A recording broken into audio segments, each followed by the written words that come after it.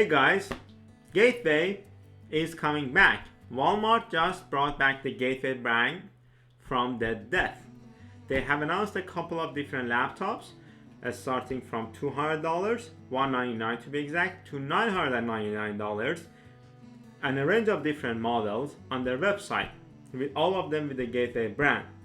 The one we have here is their 15.6 performance laptop. 15.6 inch performance laptop. It comes with a Core i5 10300H, which is a quad core CPU, an RTX 2060. Yes, it is a gaming laptop. It is supposed to be a gaming laptop to be more accurate, with ray tracing, 8 GB of RAM, and a disappointing 250 GB of SSD.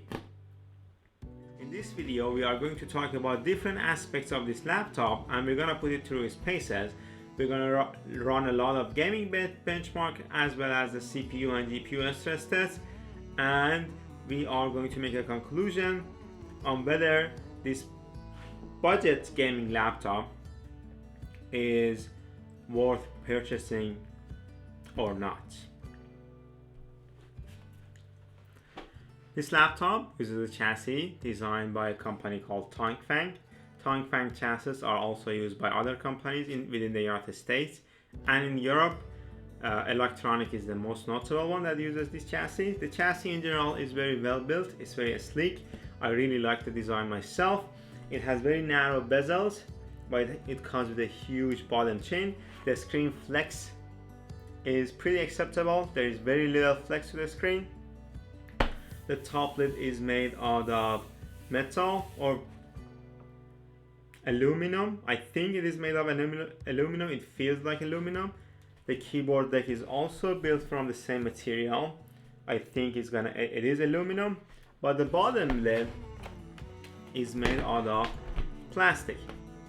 Since we are on the bottom lid, let's talk about how we can get into the laptop. There are actually 10 screws right here, 10 regular screws. You should only unscrew them and you should be able to take out the lid, but there is a warranty seal right here on one of the screws. So if you remove the lid, you are essentially gonna lose your warranty. So if you end up upgrading the disappointing 8 GB of RAM and 250 GB of SSD, you will end up losing your warranty. That's something that you need to keep in mind. The only thing that I really don't like about this design is the Gateway logo placement. They have placed a very huge logo on the back of the laptop. I would have rather seen a more muted design. And there is also another problem with the design, which is the nose camera. Other than that, the design is very beautiful. It is not done by Gateway. They have tweaked the design a little bit, but the general design is done by a company called Tongfang. Another thing I really like about this laptop is the abundance of ports and their placement on the laptop. On the left hand side, you're gonna get a mic and a headphone jack, as well as a USB 2.0, an Ethernet jack, a Kensington lock. On the right, you're gonna get two USB 3.0s, 3.1s, SD card slot, and that's it. The rest of the ports are gonna be located on the back, in which you are gonna get a charging port, a USB-C port, which is also capable of charging but doesn't have any Thunderbolt 3s, a full-size HDMI, and two mini display ports. I don't want to spend that much time on the display. Display quality is one of the weak points of this laptop. It comes in with a 1080p panel, and it is supposed to be THX tuned. The colors are accurate enough to my eyes, but I'm not a professional creator, if you will. I don't have a device that can measure the color accuracy on this device. It looks fine to me, nothing special. But the one thing that I really don't like on a gaming laptop, is a 60 Hz panel, which this device comes with. So it is a disappointing display to me. Other than that, other than the 60 Hz problem, it is a fine panel. It works just fine. The colors are good. and it works alright for me. I really like the keyboard on this gaming laptop. To me, it is a very decent keyboard for a gaming laptop in this price range. It also comes with a fan control button. It gives you different modes. It gives you an office mode, a turbo mode, and as well as a gaming mode. It essentially changes how the fans are going to rotate and how silent or noisy the fans are gonna be. But I didn't see any performance difference when I changed these options. So I think these are just there at this point in time. They definitely need a BIOS update or something to fix this option. They essentially don't do anything for me. The trackpad on this device is a very nice trackpad. I really like the trackpad. It is big enough, and actually the tracking is very good. There is one cool option here that lets you turn off or turn on the trackpad with a button right here, but it is hit and miss. Sometimes it works, sometimes it doesn't work, and sometimes you have to hit or touch different places close to this point here to turn it off and on. So right now it is turned off. The keypad doesn't work, the trackpad doesn't work, and to turn it back again I have to play with it a little bit. So other than the uselessness of the fan control mode and the hit and miss part of the trackpad turning on and turning off button here, there's no problem with the keyboard. I really like the keyboard. So next up we have the gaming benchmarks as well as the stress test. First game we're gonna test is the Assassin's Creed Odyssey, which gave us the maximum frame rate of 60, average frame rate of 40, and a minimum frame rate of 24.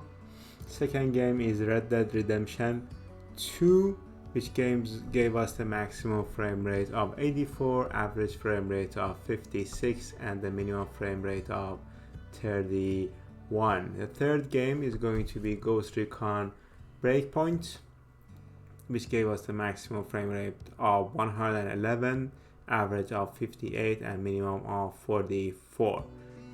Fourth game is the GTA 5, which gave us the maximum frame rate of 78, average of 68, and minimum of 29. And the next one is the Horizon Zero Dawn, which is one of the newer titles on PC.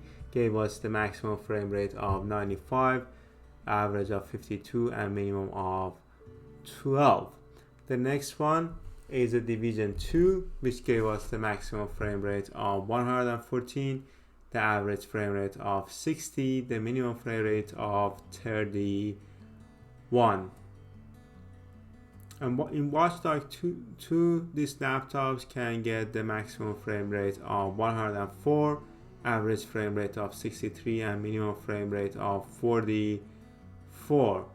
In The Witcher 3, which is one of the older titles, this laptop can get a maximum frame rate of 119, average frame rate of 51, and minimum frame rate of 7. In The Outer Worlds, which is the last game we're gonna test, we can get the maximum frame rate of 116, average frame rate of 69, and minimum frame rate of 32. Before jumping to a stress test, I have to mention that the frame rate you saw on the screen was different from the frame rate that I reported, mainly because the screen recording is very taxing on the computer and is going to cause a huge frame drop. So the real frame that you're gonna see with this laptop is the ones that I have reported in my video. Next up are the stress tests. The first one is 3D Mark Spy, which gave us a total score of 5,746. This score was reported to be the normal score for the gaming laptops in 2020.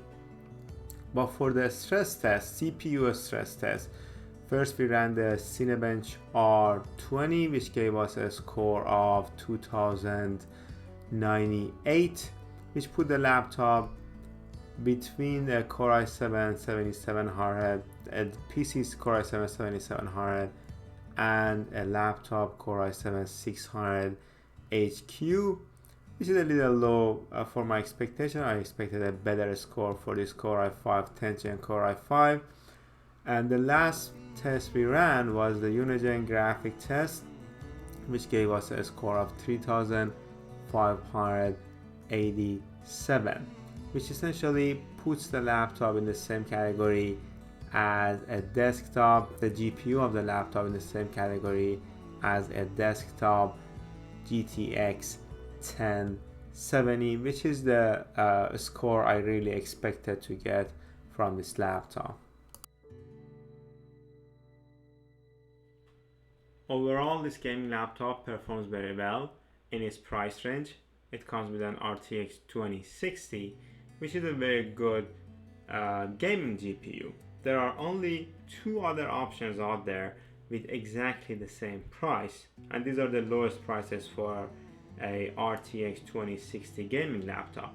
One of them is the MSI GF65 laptops, which comes with the same processor, the same GPU, same amount of RAM, a bigger SSD.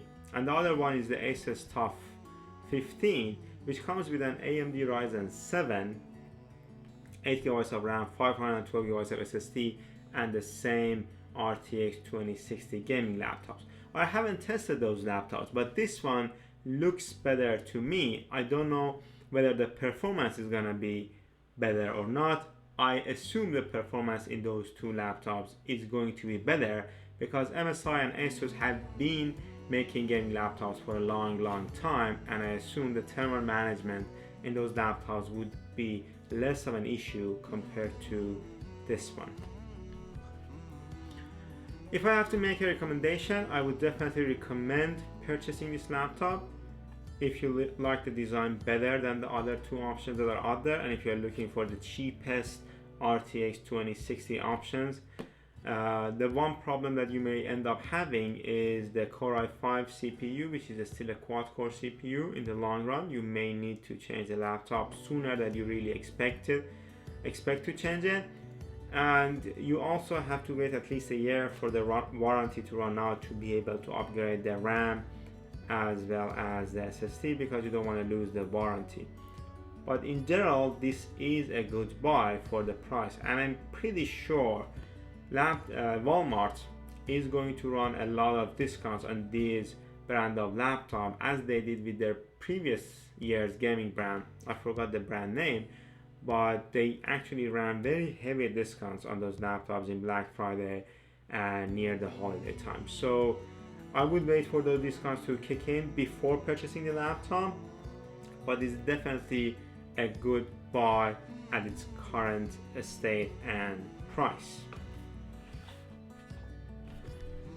That's it for this review. Thanks for watching, and don't forget to hit the like button and subscribe to our channel, and leave a comment if you have any comments or questions.